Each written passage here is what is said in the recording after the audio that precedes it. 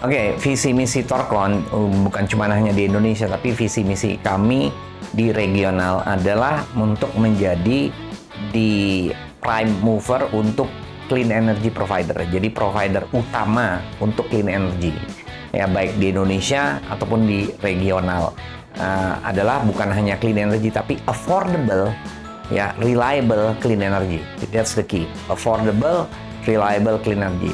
Jadi clean energy yang murah dan dispatchable. Dispatchable artinya dia bisa mengikuti beban, bisa kapan saja dibutuhkan kita siap memberikan. Nah, ya, jadi visinya kita berharap menjadi adalah provider utama untuk Indonesia dan regional.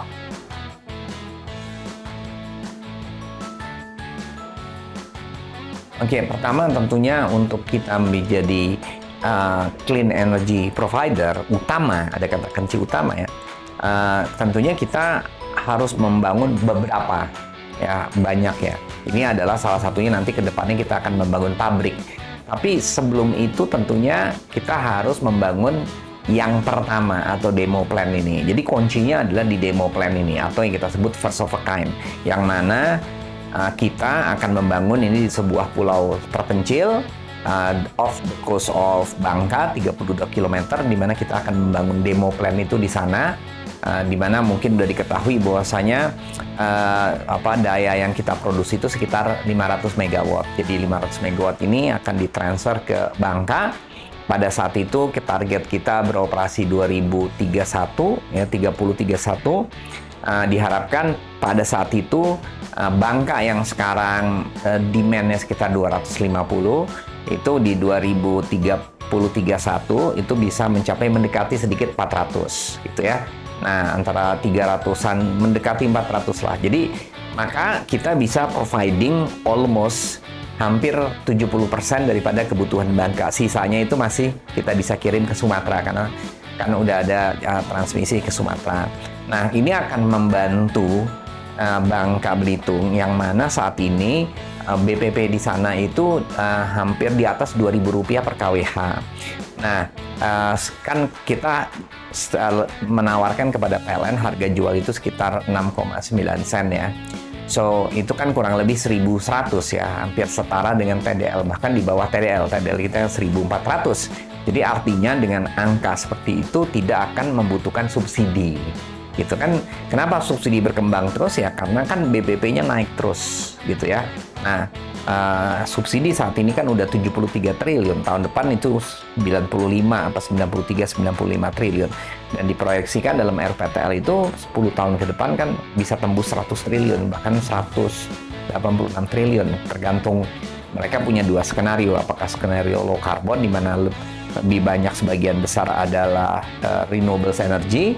Kalau sebagian besar renewable energy yang disebut low carbon, maka itu 186 triliun. Kalau yang disebut merekanya optimal, artinya masih ada komposisi batu baranya itu di sekitar di bawah 120 triliun Pak. Nah, artinya kan subsidi bengkak terus. Sementara kita tahu ruang gerak fiskal kita ke depannya kan tambah kecil ya. Utang tambah besar, terus banyak program-program baru seperti makan siang bergizi dan seterusnya gitu ya. Maka kan ruang gerak fiskal tambah kecil ya. Belum IKN yang harus dibuat bangun dan seterusnya. Sehingga subsidi listrik yang bertambah besar itu akan sulit dibiayai. Ujungnya duitnya dari mana? Nah, saya melihat saat ini belum ada upaya untuk mencari solusi dengan menekan BPP, gitu ya.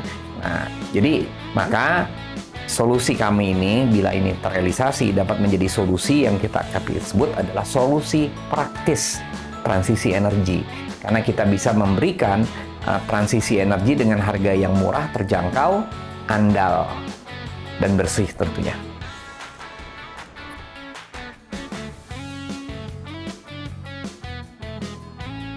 Pertama yang menjadikan unik bahwasanya reaktor kita itu tidak bertekanan. Ya, berbeda dengan reaktor-reaktor komersial pada umumnya yang sekarang beroperasi yang disebut namanya pressurized water reactor atau reaktor berpendingin air. Ya, ada dua jenis, yaitu pressurized water reactor dan boiling water reactors gitu ya. mereka berpendingin air. Nah, perbedaan utamanya karena berpendingin air, maka mereka harus bertekanan tinggi. Kenapa? Karena air boils, mendidih di 100 derajat. 100 derajat tidak bisa menggerakkan turbin, karena turbin itu dibutuhkan minimum 300 derajat untuk dia bisa bergerak. Maka reaktornya itu harus pressurize, diberikan tekanan, sehingga tekanannya tinggi. Ketika tekanannya tinggi, ada dua hal yang menjadi konsekuensi. Konsekuensi pertama adalah ketebalan bajanya itu menjadi tebal sekali, ya, bisa 200 mm. Ya, dengan ketebalan baja tersebut, pembuatan reaktornya itu mahal, karena alat untuk membengkokkan atau bending baja 200 mm itu sangat costly, dan di dunia cuma ada tiga negara, yaitu Korea, Cina, sama Rusia. Nah, itu adalah pertama. Dan kedua, konsekuensi kedua adalah maka, ya, karena tekanannya tinggi sekali, air untuk bisa masuk pendingin, ya, kan harus didinginkan reaktornya. Nah, untuk air bisa masuk ke dalam reaktor harus menggunakan pompa. Nah, pompa harus ada listrik. Maka konsekuensi kedua, reaktor-reaktor PWR dan BWR yang sekarang beroperasi, yang berpendingin air, membutuhkan catu daya. Sehingga ketika terjadi pemadaman seperti terjadi di Fukushima, mereka ada beberapa backup, ada generator dan ada baterai. Tetapi kalau generator dan baterai itu rendam air sebagaimana terjadi di Fukushima, maka pompa nggak bisa bekerja. Nah, kalau pompa tidak bisa bekerja, maka air tidak bisa dikirim ke reaktor. Reaktor tidak bisa didinginkan, sehingga suhu di dalam air di dalam reaktor itu tambah lama tambah susut. Nah, ketika air tambah susut, temperatur tambah naik, tekanannya udah tinggi, maka terjadi akumulasi hidrogen dan BAM, Fukushima terjadi, ya kan? Nah, di dalam reaktor molten salt reaktor yang didesain oleh Thorpen itu semua tidak mungkin terjadi. Pertama, tidak bertekanan karena kita pakai garam, pendinginnya garam. Ya, dengan pendingin garam itu boil, mendidih di 1400, sehingga kita bisa bisa operasikan reaktor itu di 500 derajat sampai 700 derajat yang disebut namanya operating temperature. Dengan temperatur seperti itu, kita bisa gerakan turbin, dan turbinnya karena itu temperatur dan pressure-nya sama dengan tekanan dan temperatur daripada PLTU batubara, maka kita bisa memakai turbin dan balance of plant dari PLTU batubara. Itu poin pertama. Yang kedua, tentunya karena tidak bertekanan, maka ketebalan baja daripada reaktor kita itu sama dengan ketebalan baja yang dipakai di industri atau di kapal. Sehingga reaktor kita menjadi reaktor yang murah, gitu ya. Nah, itu adalah fitur utamanya. Jadi dia murah, ya. Lalu kita dapat menjamin bahwasanya kejadian seperti Fukushima adalah zero possibility, nggak mungkin, karena nggak ada tekanan di dalam itu. Sehingga ketika terjadi pemadaman atau disebut station blackout, kita bisa mendinginkan reaktor dengan konveksi. Jadi natural convection dengan air dan gravitasi dan konveksi berputar. Karena tekanan di dalam reaktor sama tekanan di luar itu hampir sama. Kalau kita air kayak kita di rumah, toren kita kasih lebih tinggi, kan tekanannya akan lebih tinggi daripada yang di dalam rumah, kan. Kita taruh lebih tinggi, maka air itu bisa masuk dengan mudah dan bersirkulasi, dipompa lagi ke atas. Nah, jadi sehingga sirkulasi yang bisa terjadi, si molten salt itu bisa bersirkulasi sebagaimana ke air di rumah dan membuang panas dari reaktor ke dalam pendingin gitu, sehingga itu perbedaan utamanya. Ya, jadi perbedaan utamanya kita lebih murah karena tidak bertekanan tadi dan bisa memakai balance of plant, turbin dan lain-lain dari PLTU batubara. Yang kedua, perbedaan utamanya adalah bahwa karena tidak bertekanan maka bajanya tipis dan cost-nya murah. Jadi murah dan jauh lebih aman. Itu perbedaan utama. Memang banyak sekali perbedaan lainnya, ya, tetapi itu mungkin perbedaan utama untuk istilahnya orang awam lah, ya. Jadi jauh lebih aman dan jauh lebih murah.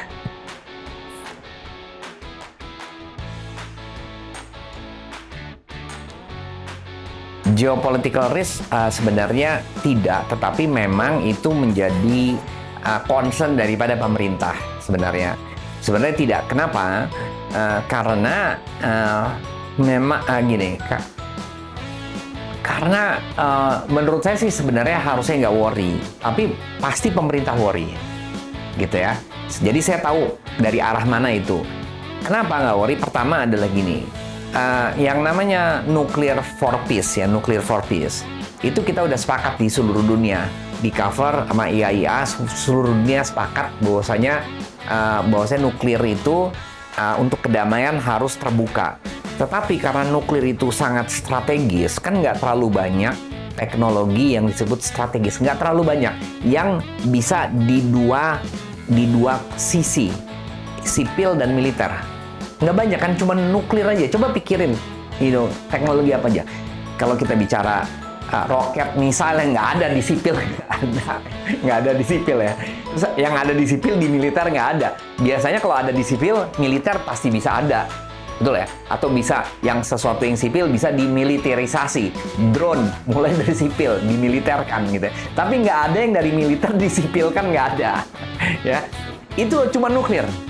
Jadi bayangkan, sebenarnya concern geopolitik itu di negara-negara itu karena teknologi nuklir itu satu-satunya teknologi yang bisa dimiliterkan.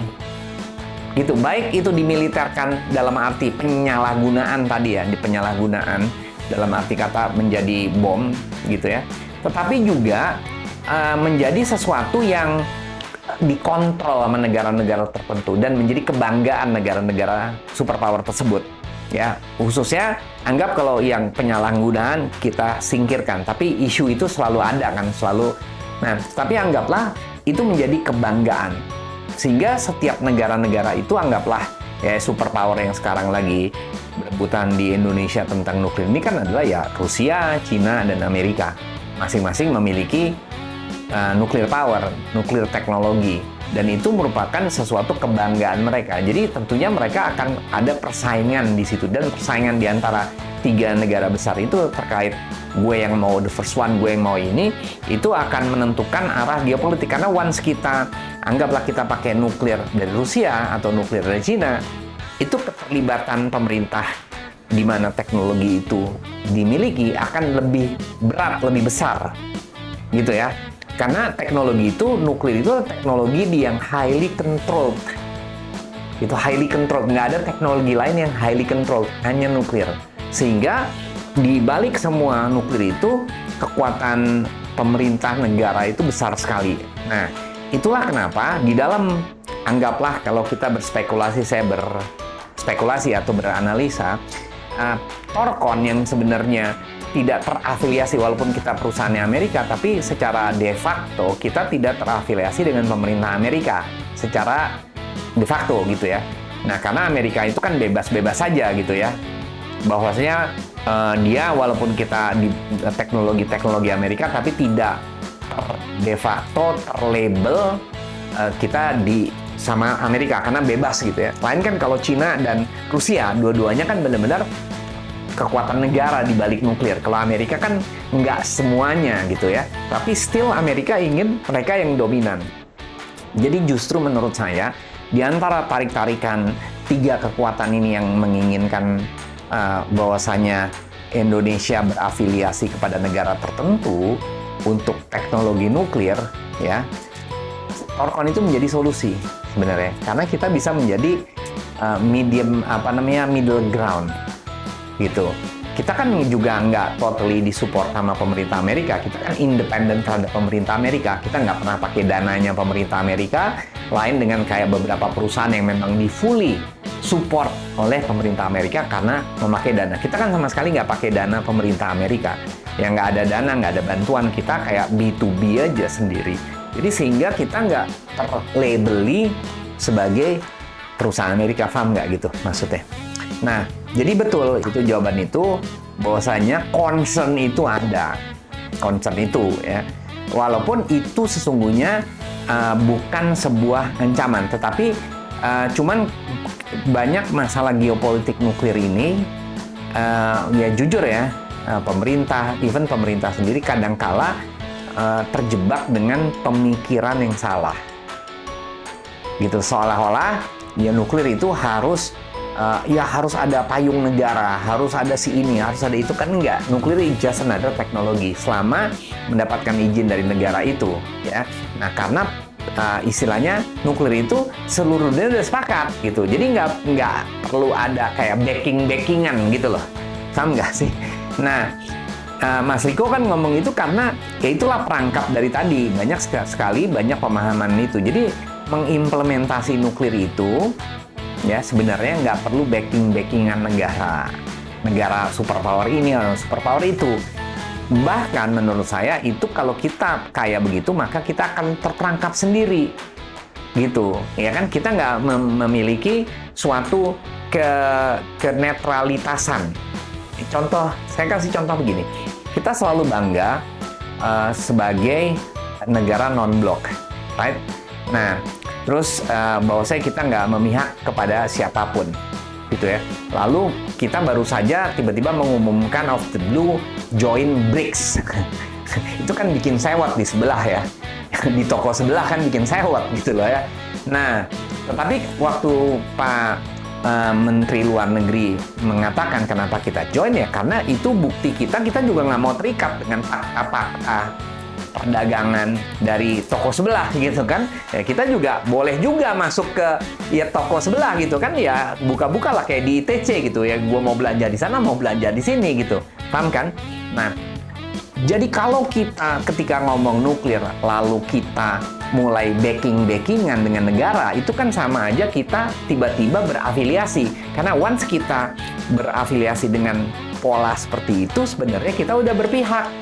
Karena nuklir itu kan highly politicized ya. Oleh sebab itu harusnya pendekatan tentang geopolitik nuklir itu jangan digeopolitikan gitu loh. Paham nggak? Itu menjebak, tapi saya paham karena hampir semua pejabat pemerintah always menggeopolitikan nuklir, which sebenarnya enggak gitu, nggak harus. Paham nggak? Nah, itu jawaban saya.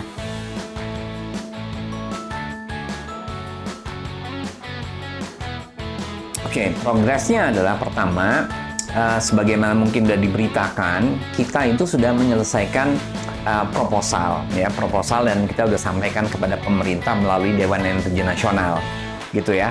Nah, proposal ini cukup komprehensif, bahkan kenapa? Karena proposal ini bukan proposal, walaupun membuat proposal ini kurang lebih 6 bulan, dimulai kurang lebih dari Desember tahun 2023 ketika kita menandatangani MOU dengan Dewan Energi Nasional. Dari situ Dewan Energi Nasional berdasarkan nota kesepahaman gitu tantangan 2023 sepakat untuk bersama-sama mengembangkan proposal yang untuk diusulkan kepada pemerintah. Nah, isi proposal ini adalah berbagai macam studi dan kajian yang telah kita lakukan selama 3-4 tahun terakhir. Macam-macam, jadi komprehensif sekali. Nah, ini udah kita sampaikan proposal ini. Dan memang banyak sekali perusahaan-perusahaan yang mengatakan ingin bangun PLTN dan lain-lain, tapi dapat saya katakan semuanya itu kalau bahasanya Pak Prabowo cuman omon-omon gitu ya. Karena belum ada satupun juga mereka yang membuat apapun ya, cuman omon-omon, seminar-seminar di mana-mana, modalnya kan PPT doang. Itu mudah gitu ya. Nah, kita dalam 3 tahun terakhir kan udah keluar hampir lebih dari 50 miliar gitu ya. So, itu membuktikan betapa serius kita gitu ya. Nah, jadi dengan kata lain, kita itu secara de facto sudah 3-4 tahun di depan orang-orang. Jadi kalau orang-orang perusahaan-perusahaan lain mau masuk ke Indonesia, mau melakukan, mereka harus melakukan semua yang apa yang kita lakukan. Dan itu akan butuh 3-4 tahun. Dengan kata lain, kalau Presiden Prabowo mengatakan ingin sebelum turun itu udah ada PLTN atau udah ada barangnya, at least sudah terpasang, mungkin belum beroperasi, ya satu-satunya ya Torpon. Karena perusahaan lain mereka harus 3-4 tahun. Anggap kalau mereka mulai di 2025, yaitu baru selesai studi-studi mereka itu di 2028-29. Sementara kita di tahun 26 itu udah mulai start. Tahun 27 kita udah groundbreaking. Tahun 28 barangnya udah nyampe ke Pulau Klasa. Nah, jadi yang terbaik itu adalah proposal sudah kita sampaikan kepada Dewan Energi Nasional, begitu juga udah kita sampaikan kepada Menteri SDM, begitu juga udah kita sampaikan kepada PLN melalui Dirut PLN gitu ya. Jadi udah kita sampaikan lah proposal ini. Nah, ya memang sampai saat ini kita belum ada follow up-nya. Ya, memang lagi menunggu. Kami paham bahwasanya pemerintah belum bisa menanggapi proposal ini ya karena memang CAN itu belum diketok. Ya, kebijakan nasional ini yang lagi direvisi. Begitu juga RUKN dan RUPPL-nya belum ada gitu ya. Saya rasa CAN dulu. Jadi kami masih memahami lah ya bahwasanya pemerintah seolah-olah menunggu adanya CAN dulu. Ya karena kan nggak ada payung hukum ya. Walaupun sesungguhnya Undang-Undang 54 tahun 2024 yang baru aja dirilis tentang rencana pembangunan jangka panjang nasional yang baru itu, walaupun itu tahun 25 ya, itu sudah mengamanatkan nuklir masuk, udah ada. Ya, jadi udah ada payungnya undang-undang. Tapi kan itu undang-undang 25 sampai 45. Jadi saya paham karena secara exist itu baru berlaku kan 25 ya, karena itu rencana 25-45 gitu ya. Jadi di dalam RPJPN tersebut diamanatkan periode 33-4 itu PLTN pertama beroperasi, lalu 35-40 itu penambahan kapasitas PLN, dan 40-45 itu adalah pembangunan industri nuklir, kira-kira seperti itu. Nah, sesudah itu, ya tentunya harapan saya khususnya kepada Presiden Prabowo, untuk dalam nuklir ini harus masuk di dalam program prioritas 100 hari ke depan. Jadi apa yang saya harapkan adalah supaya menjadi konkret, karena nuklir ini kan satu-satunya visi Bung Karno yang belum terrealisasi sejak hampir 70 tahun kan. Yaitu apa? Yaitu Bung Karno bilang untuk menjadi Indonesia negara besar harus kuasai nuklir dan antariksa yang sampai sekarang belum terrealisasi. Jadi ini adalah menurut saya adalah sesuatu yang membanggakan bila mana Presiden Prabowo, Presiden ke-8 itu bisa merealisasikan visi Bung Karno gitu loh.